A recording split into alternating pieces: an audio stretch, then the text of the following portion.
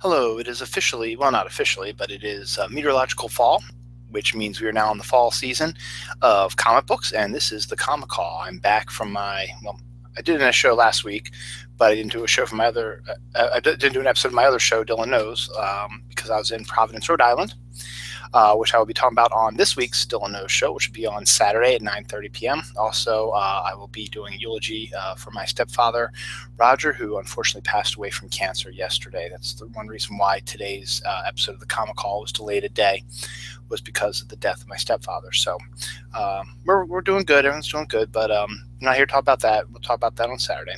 We're here to talk about comic books this week.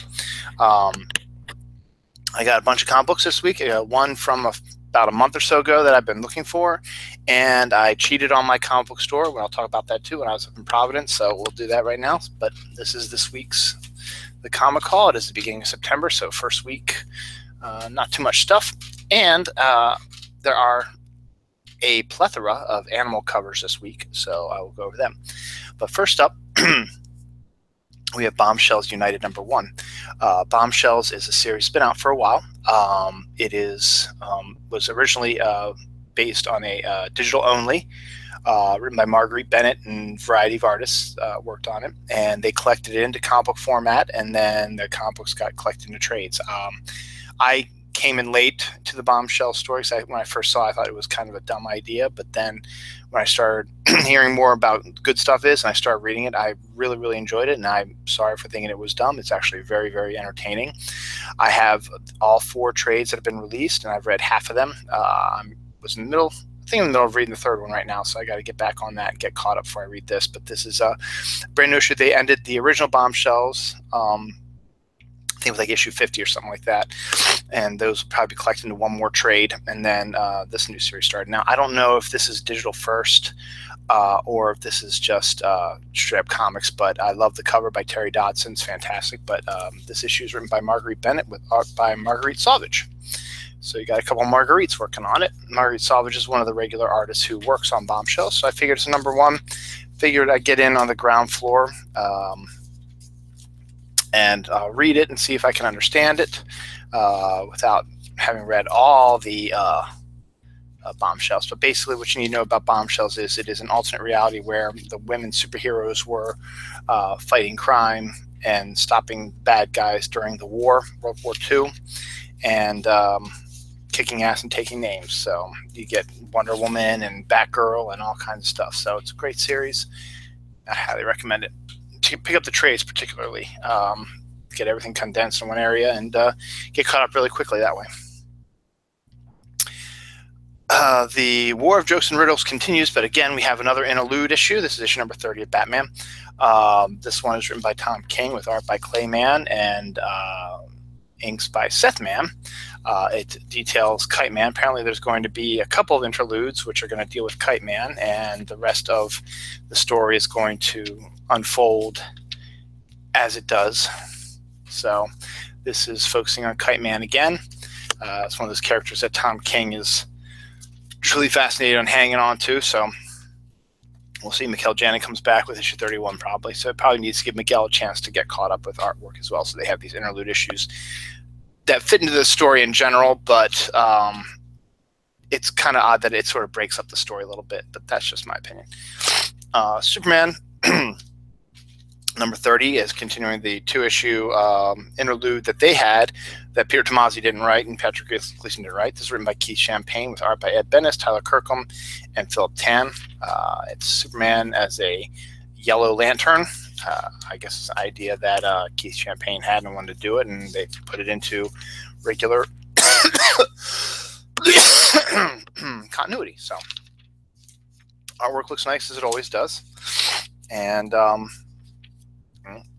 it's got big appearances by Sinestro, so check that out as well. Next up is Green Lantern #30. The writer on this, Humphreys, Steve Stanley, Mike Humphreys, I think it's in the back.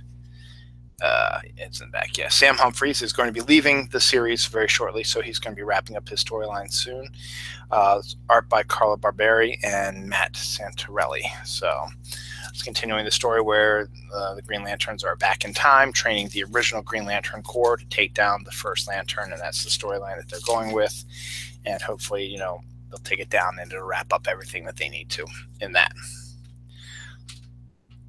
Next up, we have Harley Quinn number 27, the first of a few issues that have animals on the cover. There's her dachshund, and I just like this cover by Frank Cho because I'm a big dumb male. It's written by Frank Thierry with art by Eleonora Carlin. So I guess at the same time, they're giving a break to Jimmy Palmiotti and Amanda Connor as well, getting ready for them to get set for the next big story arc as well. So another, I guess you could say, fill-in issue, but you know, still Harley Quinn. So, excuse me. I think I'm under the weather, so I think I'm getting sick. Next up, we have Deathstroke number 23, which originally was a bi-weekly, but it's no longer bi-weekly. It is a monthly now. This is issue number 23. It's written by Christopher Priest, art by Diogenes Neves, with inks by Jason Paz. Excuse me. So, pretty good looking artwork, and Christopher Priest always writes a badass story. So,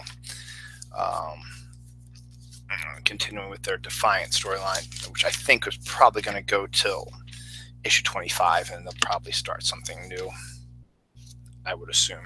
So, there's that. This is a book I've been looking for a while. I talked about it a little bit last week, and it finally came into my store today. I found it, and I double-checked and got the issue I'm looking for. Supergirl number 12, which is pretty good. So I think Supergirl number 13 is out next week, I believe. So I'm glad I got this. So Supergirl number 12. So this is from a couple weeks ago. So this is not new, but I just want to show you because I did finally get it, and I'm caught up on Supergirl. Well, I will be when I tell you what I'm going to do in a second. So it's written, whoops, I forgot to do that.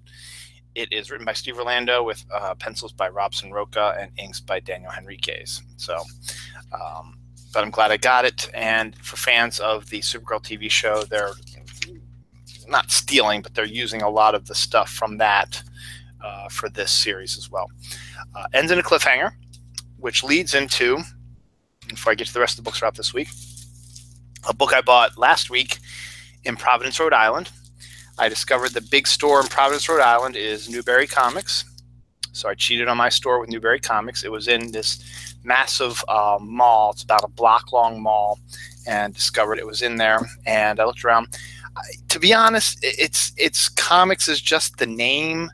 And there were some comics, but the majority of the place was filled with Funko Pops and T-shirts and posters and all kinds of crazy pop culture things. There's a small, and some trade paperbacks. There was a small section of comics, and I looked on there, and they had the Supergirl annual, which I missed from last week also. So I was able to get this in Providence, Rhode Island, to go with the Supergirl number 12 I got this week. This is written by Steve Orlando. Oops, there's my receipt. With art by Steve Pugh. I believe Steve Pugh. Yep. Yeah, Steve Pugh. Yep. So, this is the annual. So I'm caught up now on Supergirl. So as I said, the first part was in issue 12, which I got today, and the second part was in here. But I figured I was going to eventually find issue 12 eventually, so I end up buying this annual in Rhode Island just because they had a copy of it. I didn't know if I'd ever see a copy of it again, so I picked it up there. So I did that. So I did cheat on my comic book store in order to get this, but to be fair, nothing's going to be able to top my comic store. Newberry Comics is nice, and that was a small mall one. I'm sure maybe their bigger store might be more comics, but it didn't have a lot of comics, had a lot of trades, had a lot of anime, but a ton of Funko Pops and a bunch of like replica pop culture stuff and stuff like that. So it's a nice enough store, and it's nice that there was one in the mall. So if I wanted to go comic book shopping or pop culture shopping, I could have just gone there. So So that's pretty cool. So I got that. So I'm caught up now in Supergirl. So hopefully they won't run out of issue 13 next week. I believe it's next week because usually the second week of the month is when all the women issues come out from DC, and it's always my most expensive week usually. But now we're going to hit a wave of a bunch of animal covers from books that came out this week that I bought at my comic store. First was Dastardly and Muttley #1. Now you remember DC revamped Flintstones and what else they do? Scooby-Doo and Wacky Racers and stuff like that, the Hanna-Barbera properties. Well, this is another one that it took them a while to get it, but this is going to be the beginning of the next wave because we're going to get Snagglepuss and we're going to get the Jetsons updates as well. So those are going to be coming up over the next couple weeks, so you'll be seeing more of those on the show. But this is the first one to come out with it. It's Dastardly and Muttley. Now, remember Dastardly and Muttley, they were the villains in a lot of the Hanna-Barbera shows, and Muttley's always I can't really do it because my throat's all fucked up. I'm screwed up. Excuse my language. Scratched up. But this is the variant cover, and the premise behind this is Dastardly is a airplane pilot, and he had a pet dog, and then something happened, and the dog became human. It's written by Garth Ennis of all people, with art by Morissette. So start off with a giant big explosion. You get Dastardly and his dog showing up there. So you get Garth Ennis writing this, which is insane. And I think Howard Chaykin's got a book coming out soon, too. So you're getting kind of these crazy things. And then we got to show Muttley. And there's Muttley. So he's now a humanoid dog. So this is the beginning of the next set of Hanna-Barbera updates. The Jetsons is going to be really interesting with Jimmy Palmiotti and Amanda Connor writing that, and Snagglepuss will be really interesting because the writer of the Flintstones is writing that, and should be really good. So we have the dog cover. We have cat cover on the new issue of Doom Patrol #8.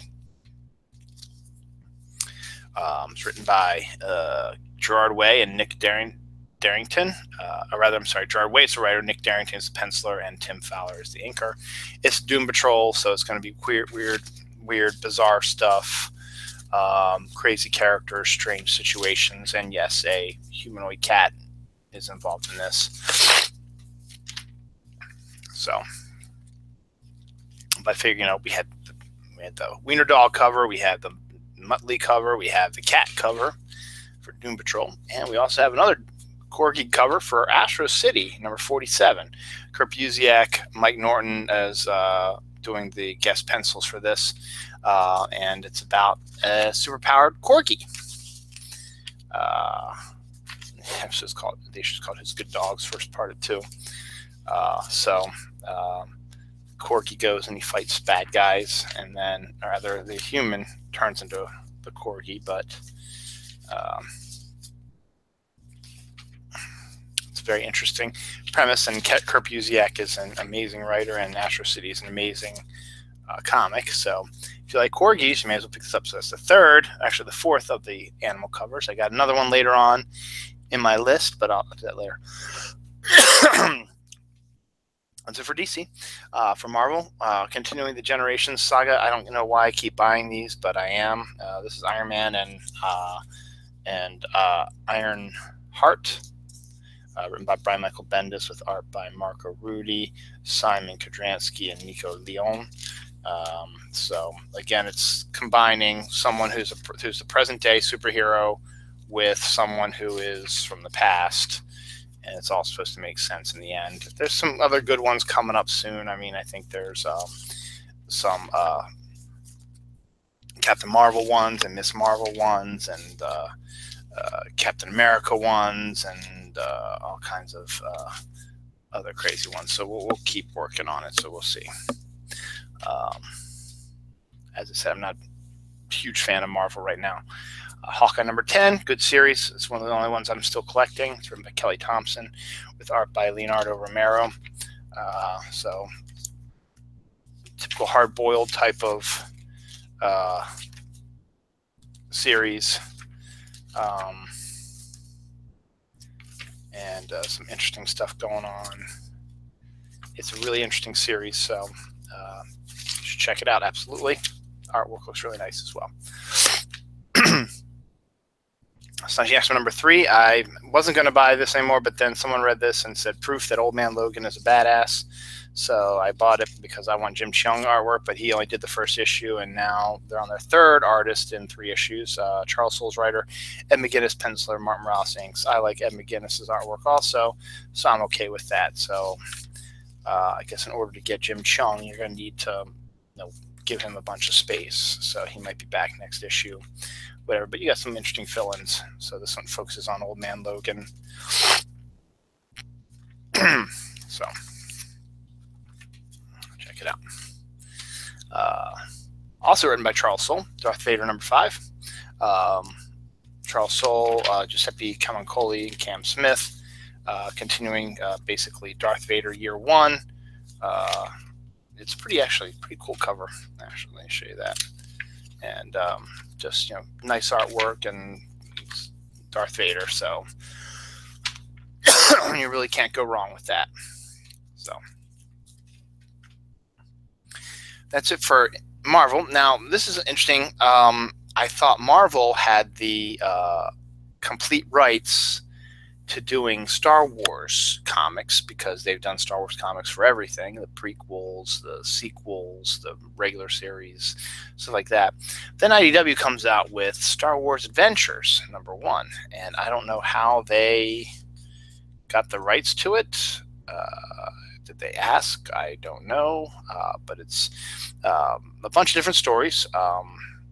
Actually, only it's a couple different stories. Better the Devil You Know, Part 1, written by Kevin Scott, art by Derek Charm.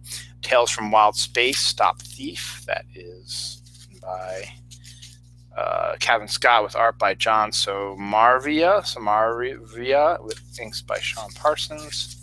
And then we have Dispatches from Wild Space, which is, I guess, sort of just a prose thing. And then you have the covers in the back.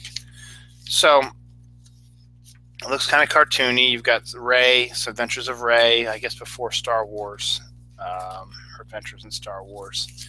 So you got that, and then Tales from Wild Space is, I guess, going to cover any period of time because this is from the prequels. Very cartoony looking. There's the prose stuff. So I really am not sure how or why they got the rights to Star Wars to do this issue. But regardless, it was in their first issue. Looks like it's an all-ages type of book, kind of more cartoony than realistic. Maybe they're not going to be in canon. Probably not. So I figure pick it up. It's not going to hurt you. Elsewhere, number 2 is continuing the story from about Amelia Earhart, who is transported to a different dimension. It's written by Jay Faber with art by Sumeye Kesgin. And she's meeting up with D.B. Cooper, who looks like he's going to be regular on the show also, the comic as well. So Amelia Earhart and D.B. Cooper are, trapped on this weird, bizarre alternate dimension or alien planet or whatever, and they have to survive. So it's an interesting concept. I'm going to keep up with it for a while because I like the first issue. So with that. And finally, the last comic for the week and the last comic with an animal on the cover is Animosity, The Rise, number 3. It's got a seal on the cover. Written by Marguerite Bennett with art by Wando. And this is basically the prequel to Animosity, which details what happened after the animals took over and or led up to it and led up to where the comic is now, the regular Animosity comic, how it got to that, focusing on different characters. So that is that, and that is that for this week. So go out to your comic book store, pick up some comics. Going to be a nice weekend for up here. Our thoughts and prayers are for everybody in Houston. Our thoughts and prayers for everybody down in California and Oregon. Thoughts and prayers, and in Seattle, I think. Thoughts and prayers are with everybody in Bermuda and the Virgin Islands and Florida as the hurricanes and the natural disasters continue. Oh yeah, and also we had a solar flare that launched yesterday, so we should be getting a effects of that really soon as well. So if you see any disruption in your internet or whatever, it's probably going to be due to that. You'll probably also be seeing the northern lights if you're a little bit further up north. Say, I think Ohio is going to be getting a bunch of them, maybe. You'll be able to see them in Maine and Massachusetts probably. So not down here. And we'll see what happens with the hurricane, if it's going to come up here as well. So depending upon what happens with the hurricane, we may or may not have an episode next week. If the hurricane comes up here and it's just heavy, heavy rain and nothing bad, then we'll probably have an episode. It might not be till Friday because we're going to be low on funds, and I might not be able to get it till Friday, but we'll see. If it does rain heavy and cause some problems, well, we'll cover it in the future. So until then, go to your local comic book store, check out what they got, check out the stuff I got, check out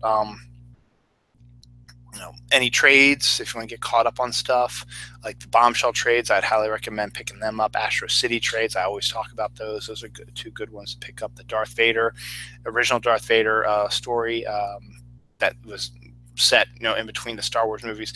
This comic is a prequel, but these are ones that were said that those are good also, and you'll find all kinds of really interesting stuff. And then this is, I said, these are just some of the comics. These are comics that I get. There are probably a whole bunch of other comics out there right now that I didn't buy that you might be interested in. So the new issue of Walking Dead came out. I haven't been reading The Walking Dead as up close as I usually have, but that's out this week as well. There's some other interesting things as well. So that's it for tonight. Hopefully I'll be okay on Saturday to do a new episode of Dylan Knows, so I can eulogize my stepfather and talk about my trip to Rhode Island. If you are in Rhode Island, Providence, Rhode Island, go ahead and check out Newbury Comics. Yeah. Probably your local comic store if you're watching this in Rhode Island. Rhode Island is a very nice state. Providence is a very nice city. And that's all I have to say about that. So have a pleasant rest of the week. Enjoy the weekend. And I will see you next week. Pick up comics, read comics, go to your comic store. Bye.